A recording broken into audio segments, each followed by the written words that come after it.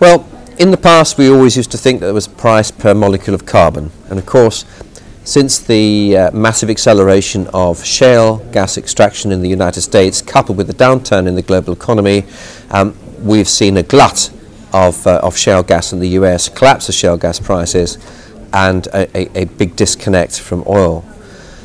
In the longer term, that's unsustainable. You can't have two sources of carbon that have very different prices attached to them, and the market will sort that out. But in the next 5 years or so, it is certainly going to be the case that people are going to want to separate gas contracting from oil prices. I think it depends on which region you're talking about. Perhaps I can concentrate on my home region, which is the Asia Pacific, of course, which LNG contracts are still oil linked. The expectation is that oil-linked contracts will continue to play a role for the foreseeable future. A number of contracts have been signed in the past 12 months to 2 years that have a duration of 15 to 20 years at least, and it's very difficult to see how those contracts will be decoupled from oil prices in the foreseeable future. Not yet, but I think they soon will be. We heard earlier 2013, 2015. I think that increasingly it's moving in that direction. Maybe in the future we'll see.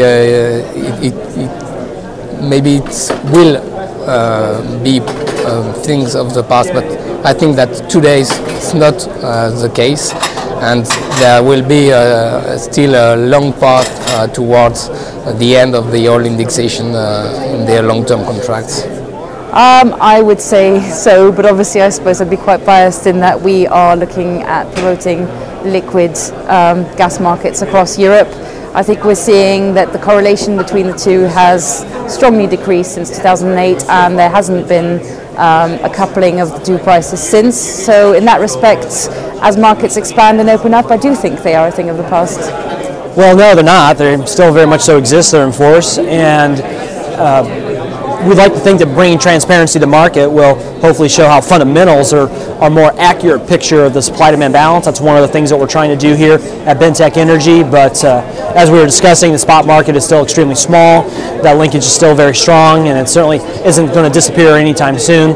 We'd like for it to. We'd like for it to be a more fundamental-based market. But for right now, we're working off of index contracts.